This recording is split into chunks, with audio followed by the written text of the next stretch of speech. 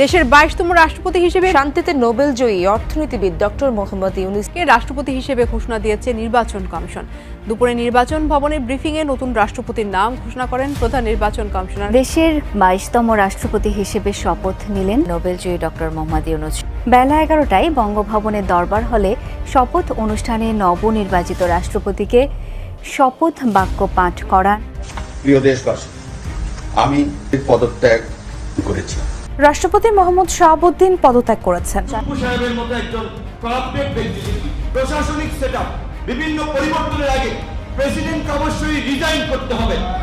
আপনাদেরকে অবশ্যই প্রেসিডেন্টকে অপসারণ করে ডক্টর ইউনূসকে প্রেসিডেন্টের দায়িত্ব নিতে হবে। ইসলামী ব্যাংক যে শেখ হাসিনা এবং তার বাহিনী তারা দখল করলো, এটাতে যে কাজটা করেছে সেটা করেছে শাহাবুদ্দিন চুপ্পু। এবং শাহাবুদ্দিন চুপ্পু এই দখলের পরে হাসিনার তরফ থেকে এই ব্যাংকের ডাইরেক্টর হিসেবে ছিল। এই শাহাবুদ্দিন চুপ্পু যখন দুর্নীতি দমনের কমিশনার ছিল, তার প্রধান কাজ ছিল কি জানেন? ঘুষের টাকা জোগাড়। তাকে শেখ হাসিনা দায়িত্ব দিয়েছিল দুর্নীতির মামলা যাদের নামে হবে তাদের কাছ থেকে টাকা পয়সা নিয়ে শেয়ার করার জন্য। প্রধান দায়িত্ব ছিল এই শাহাবুদ্দিন চুপ্পুর। দেশের রাষ্ট্রপতি তিনি যদি দুর্নীতিবাজ হয় তাহলে দেশের অন্যান্য সমস্ত সেক্টর দুর্নীতিযুক্ত হবে, এটাই কিন্তু স্বাভাবিক। রাষ্ট্রপতি শাহাবুদ্দিন চুপ্পু সাহেব তিনি একজন শুধুমাত্র দুর্নীতিবাজই নয়, পাশাপাশি তিনি কিন্তু স্বৈরাচারদের গোলাম এবং দাস। তেনাকে রাষ্ট্রপতি নিযুক্ত করার আগে তিনি যত দায়িত্ব পালন করছেন বা যা যা করেছেন, সেখানে তার প্রত্যেকটা সেক্টরে সব জায়গায় দেখা গেছে যে তিনি দুর্নীতি করছে, চাঁদাবাজি করছে, লুটপাট করছে। কিন্তু শেষমেশ যেভাবে হোক রাষ্ট্রপতি তাকে বানানো হয়েছে। রাষ্ট্রপতি তিনি হওয়ার পরে তিনি যদি সেগুলো সব ভুলে যেতেন এবং তিনি যদি তওবা করতেন যে না, আমি এখন রাষ্ট্রপতি হয়েছি, আমি এখন জনগণের জন্য কাজ করব, দেশের জন্য কাজ করব, আমি কোনো স্বৈরাচারের গোলামি দাসত্ব করব না, এই সিদ্ধান্ত তিনি যদি নিতেন এবং বাংলাদেশের জনগণের পক্ষে যদি তিনি অবস্থান নিতেন, তাহলে সেই ক্ষেত্রে কিন্তু আজকে রাষ্ট্রপতি শাহাবুদ্দিন চুপ্পুর তার আর পদত্যাগ করা লাগতো না, প্রেসিডেন্ট পদ তার আর হাতছাড়া হতো না। কিন্তু তিনি সেটা করেননি, বিধায় কিন্তু আজকে তার রাষ্ট্রপতি পদ থেকে পদত্যাগ করা লাগতেছে। আর ইতিমধ্যেই আপনারা জানেন যে ডক্টর ইউনূস সাহেব নোবেল বিজয়ী, তেনাকেই নতুন করে রাষ্ট্রপতি করা হচ্ছে এবং তিনি নতুন করে রাষ্ট্রপতি বা প্রেসিডেন্ট হতে যাচ্ছেন। দর্শক, এই বিষয়ের কিছু অংশ ভিডিওর শুরুতে শিরোনামে আপনারা দেখে এসেছেন, বিস্তারিত দেখবেন পুরো ভিডিও জুড়ে। এই বিষয়গুলো দেখার পূর্বে যারা আমাদের চ্যানেল নতুন আসছেন, চ্যানেলটি সাবস্ক্রাইব করে অল ক্লিক করে বেল আইকনটি চালু করে দিবেন, তাহলে নিত্য নতুন পরিবেশন করা আলোচিত সংবাদগুলো অটোমেটিকভাবে আপনারা পেয়ে যাবেন। দর্শক, চলুন আমরা দেখব যে প্রেসিডেন্ট রাষ্ট্রপতি শাহাবুদ্দিন চুপ্পু সাহেবের যে ক্ষমতা হাতছাড়া হয়ে যাচ্ছে প্রেসিডেন্ট পদ, এবং তিনি যে পদত্যাগ করতেছেন, এবং ডক্টর ইউনূস সাহেব তিনি নতুন করে প্রেসিডেন্ট নির্বাচিত হতে যাচ্ছেন, রাষ্ট্রপতি নির্বাচিত হতে যাচ্ছেন। এটা আমরা দেখার পূর্বে প্রথমে একটু আমরা দেখব যে রাষ্ট্রপতি শাহাবুদ্দিন চুপ্পু তিনি কেন পদত্যাগ করতেছেন, কি কারণে তার পদত্যাগ করা উচিত এবং কি কারণে তার ক্ষমতাটা হাতছাড়া হয়ে যাচ্ছে, এবং রাষ্ট্রপতি শাহাবুদ্দিন চুপ্পুর যেই দুর্নীতি, চাঁদাবাজি, লুটপাট সহ তার যে কুকীর্তিগুলো রয়েছে সেগুলো আমরা কিছু অংশ একটু দেখে এরপরে আমরা ওই বিষয়টা দেখব। ধৈর্য ধরে একটা লাইক দিয়ে ভিডিওটি দেখতে থাকুন। ইসলামী ব্যাংক যে শেখ হাসিনা এবং তার বাহিনী তারা দখল করলো, এটাতে যে কাজটা করেছে সেটা করেছে শাহাবুদ্দিন চুপ্পু। এবং শাহাবুদ্দিন চুপ্পু এই দখলের পরে হাসিনার তরফ থেকে এই ব্যাংকের ডাইরেক্টর হিসেবে ছিল। বাংলাদেশের রাষ্ট্রপতির নাম হচ্ছে শাহাবুদ্দিন চুপ্পু। এই শাহাবুদ্দিন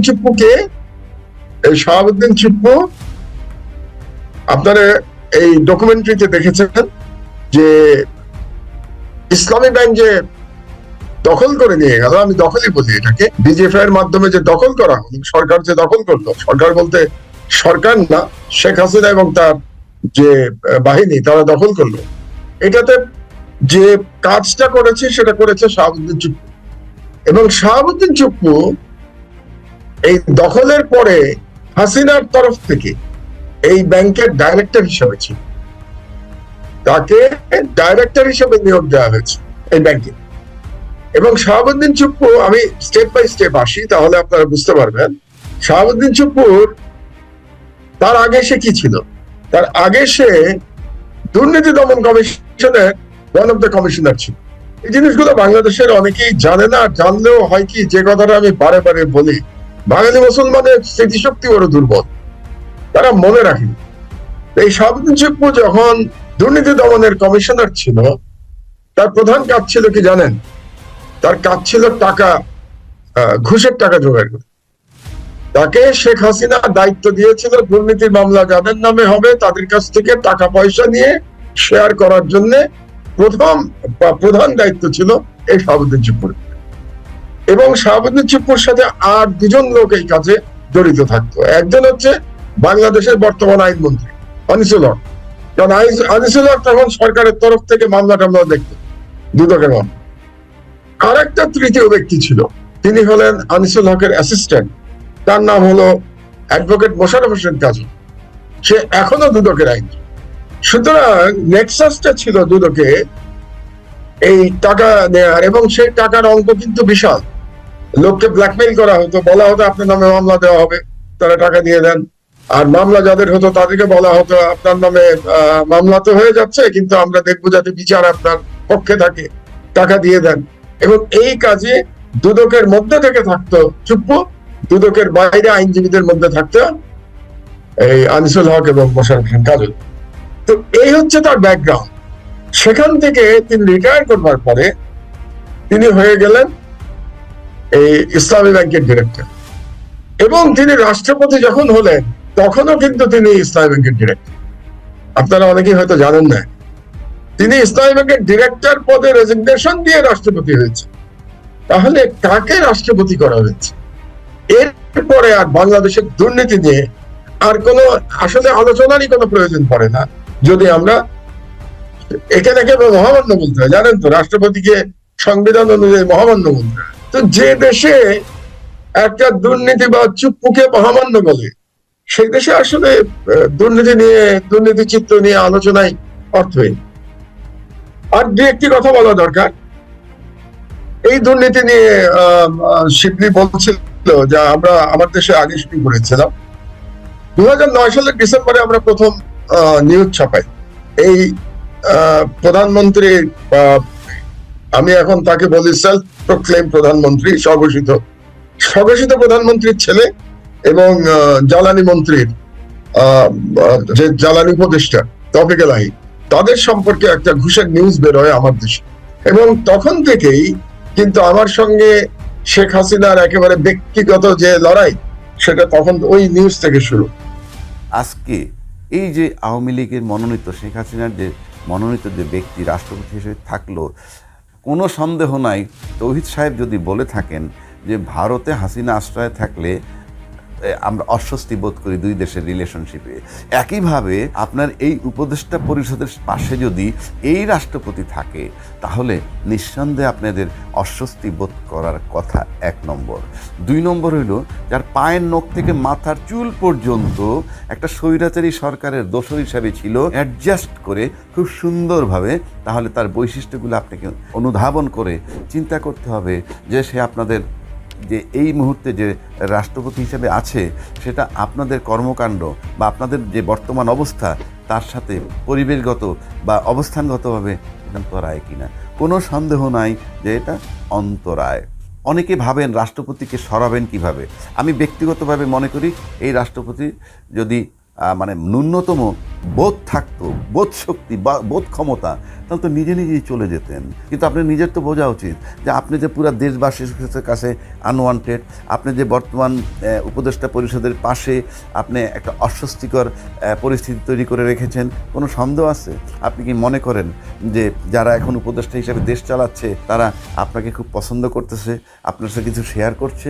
মনে তো হয় না। তাহলে আপনি তো সম্পূর্ণ আনওয়ান্টেড। আমি যদি আপনার জায়গায় থাকতাম আমি তো রিজাইন করে চলে যেতাম। আপনি কিভাবে যাবেন সেটা আপনার ব্যাপার, তবে আলটিমেটলি আপনাকে যেতে হবে এবং আপনার যাওয়ার রাস্তা কিন্তু একটাই, সেটা হলো পদত্যাগপত্র। তো ইতিমধ্যেই কিন্তু রাষ্ট্রপতি শাহাবুদ্দিন চুপ্পু সাহেবের পদত্যাগ নিয়ে বেশ আলোচনা এবং পর্যালোচনা হচ্ছে, এবং বাংলাদেশের বিভিন্ন স্তরের ব্যক্তিবর্গ, বিশেষ করে রাজনৈতিক দল এবং রাজনৈতিক ব্যক্তিবর্গ সহ বাংলাদেশের আপামর জনতা কিন্তু রাষ্ট্রপতি শাহাবুদ্দিন চুপ্পু সাহেবের পদত্যাগ চাইতেছে। এবং সকলেই চাইতেছে যে ডক্টর ইউনূস সাহেব তিনি প্রেসিডেন্ট হবেন, তিনি বাংলাদেশের সর্বোচ্চ যেই ক্ষমতা প্রেসিডেন্ট পদ সেই পদে তিনি আসীন হবেন, এটাই কিন্তু সকলে চাচ্ছে। কারণ যারা এই দাবিটা তুলতেছে তাদের যেই কথা সেটা হচ্ছে যে রাষ্ট্রপতি শাহাবুদ্দিন চুপ্পু সাহেবকে যে নিয়োগ করা হয়েছে, তো তাকে কিন্তু আওয়ামী লীগ সরকারের পক্ষ থেকে, স্বৈরাচার শেখ হাসিনার সরকারের পক্ষ থেকেই নিযুক্ত করা হয়েছে। তো সেই হিসাবে ইতিমধ্যেই আমরা দেখেছি যে এই দীর্ঘ এতদিন যাবৎ তার যেই স্বৈরাচারের দাসত্ব, গোলামি, এটা কিন্তু ক্লিয়ারভাবে তিনি প্রকাশ করেছেন। তার বিভিন্ন কথাবার্তা, কার্যকলাপের মাধ্যমে এটা প্রকাশ পেয়েছে। বিশেষ করে জাতীয় নির্বাচনের সময়ের কথাই আপনারা চিন্তা করেন যে যখন জাতীয় নির্বাচনটা হচ্ছে তখন কিন্তু তিনি ঠিক স্বৈরাচারদের যেই কণ্ঠ, স্বৈরাচারদের যেই কথা, সেই একই কথাই রাষ্ট্রপতি শাহাবুদ্দিন চুপ্পু তিনি বলেছেন, একই কথা। এবং পাশাপাশি আমরা যেটা দেখলাম যে এই বিতর্কিত নির্বাচন, ডামি নির্বাচনটা যখন হয়ে গেল, এরপরেই আমেরিকা সহ পশ্চিমা বিশ্বের যে একটা থাবা বা চাপ, এটা কিন্তু বাংলাদেশের উপর পড়েছিল যে নির্বাচন সুষ্ঠু হয় নাই, নির্বাচন অবাধ হয় নাই, দামি নির্বাচন হয়েছে, বিভিন্ন কথা। তখনই কিন্তু রাষ্ট্রপতি শাহাবুদ্দিন সে দাঁড়িয়ে গেল, তাই আমাদের দেশের নির্বাচন আমরা বুঝবো, আমাদের দেশের সংবিধান অনুযায়ী আমরা করতে, তোমরা কারা, তোমাদের দরকার হলে আমাদের কাছে শিখতে আসো, আমরা তোমাদেরকে মানবতা শিখাবো, মানবাধিকার শিখাবো, বিভিন্ন রকমের বড় বড় কথা এই শাহাবুদ্দিন চুপ্পু দুর্নীতিবাজ এ কিন্তু নিজে বলেছিল। এবং বাংলাদেশের সব পর্যায়ের জনগণের যেই আশা আকাঙ্ক্ষা, দাবি যে একটা সুষ্ঠু, অবাধ, নিরপেক্ষ একটা নির্বাচন, সেই দাবিকে কিন্তু এই প্রেসিডেন্ট চুপ্পু সে প্রত্যাখ্যান করেছিল। প্রত্যাখ্যান শুধু করেই ক্ষান্ত নয়, পাশাপাশি এই যে যত দমন পীড়ন যা কিছু করা হয়েছে এর পিছনে কিন্তু তার হাত রয়েছে। সে কিন্তু ক্ষমতায় আসার আগে বলেছিল রাষ্ট্রপতির অনেক ক্ষমতা রয়েছে, সে চাইলে একটা সুষ্ঠু নির্বাচন করতে পারে, সে চাইলে তার রাষ্ট্রীয় যে ক্ষমতাগুলো রয়েছে, প্রশাসনিক যে ক্ষমতা রয়েছে, সেই ক্ষমতা ব্যবহার করে সে চাইলে যে কোনো কিছু করতে পারে। তার মানে সে বুঝতে চাইছে যে আমার কাছে অনেক ক্ষমতা থাকবে, আমি সুষ্ঠু একটা নির্বাচন করব, আমার শেষ আশা আমি একটা সুষ্ঠু নির্বাচন দেখে যেতে, এরকম অনেক বয়ান দিছে।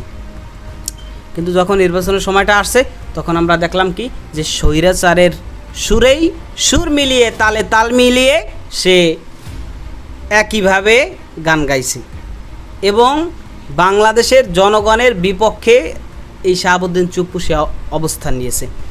যার কারণেই কিন্তু এখন এই শাহাবুদ্দিন চুপ্পুকে কেউই বিশ্বাস করতে যাচ্ছে না। এবং ইতিমধ্যেই কিন্তু একটা ফটো ভাইরাল হয়েছে যেখানে দেখা যাচ্ছে যে শেখ হাসিনা সে বলেছে, প্রিয় শাহাবুদ্দিন চুপ্পু, প্রিয় চুপ্পু তুমি সাখাওয়াতকে কাজে লাগাও, এরকম একটা লেখা কিন্তু ভাইরাল হয়েছে। যদিও এটা সত্য মিথ্যা সম্পর্কে জানি না, তো যাই হোক, তো এর মাধ্যমে কিন্তু ক্লিয়ারভাবে বোঝাই যায় যে রাষ্ট্রপতি শাহাবুদ্দিন চুপ্পু সে মোটামুটি দেখা যায়, বোঝা যায় যে স্বৈরাচারের যে একটা গোলামি বা দাসত্ব তার মধ্যে রয়েছে, সেটা এখনও তার মধ্যে রয়েছে এবং তার উপর পুরোপুরিভাবে আশা বিশ্বাস বা ভরসা এটা পুরোপুরিভাবে করা যায় না। এবং সেই কারণেই কিন্তু বিভিন্ন রাজনৈতিক দলের নেতারা তারাও বলতেছে যে রাষ্ট্রপতি শাহাবুদ্দিন চুপ্পুর পদত্যাগ তারা চাইতেছে এবং ডক্টর ইউনূস সাহেবকে সেখানে রাষ্ট্রপতির পদ দেওয়া হোক।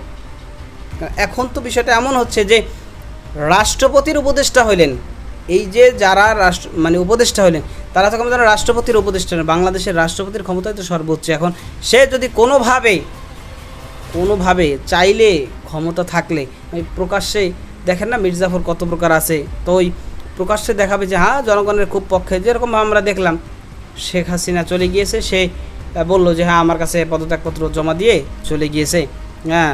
এরপরে আবার যখন অন্তর্বর্তীকালীন সরকার গঠন হলো সে খুব স্বাভাবিকভাবেই শপথ টপথ পরিয়ে এরপরে মোটামুটি তার প্রকাশ্যে সে বুঝাইলো যে হ্যাঁ তোমাদের সাথে আমি আছি, কিন্তু গোপনে অপ্রকাশ্যে যদি সে কিছু করে আকাম কুকম তাহলে তো কিছু করার নাই আমাদের, আমরা তো সেটা কিছু করতে পারবো না। তো এই জন্য অনেকেই বলতেছেন যে এখন সময়ের দাবি হয়ে দাঁড়িয়েছে রাষ্ট্রপতি শাহাবুদ্দিন চুপ্পু সাহেবের পদত্যাগ করা এবং সেই পদে একজন গ্রহণযোগ্য, বিশ্বাসযোগ্য ভরসাযোগ্য একজন ব্যক্তিকে সেখানে সেই পদে আসীন করা হোক। তো এই যে বিষয়গুলো আপনারা দেখলেন, সে সম্পর্কে আপনাদের মতামত কী, এবং রাষ্ট্রপতি শাহাবুদ্দিনের চুপ্পুর পদত্যাগ ও ডক্টর ইউনূস সাহেবের সেই পদে আসীন, এটা কি আপনিও চাচ্ছেন কিনা সেটা কমেন্ট সেকশনে জানাতে পারেন। ভালো থাকবেন, সুস্থ থাকবেন, দেখা হবে নতুন কোনো ভিডিওতে, কথা হবে নতুন কোনো বিষয়। আজকে পর্যন্তই, আসসালামু আলাইকুম রহমতুল্লাহ।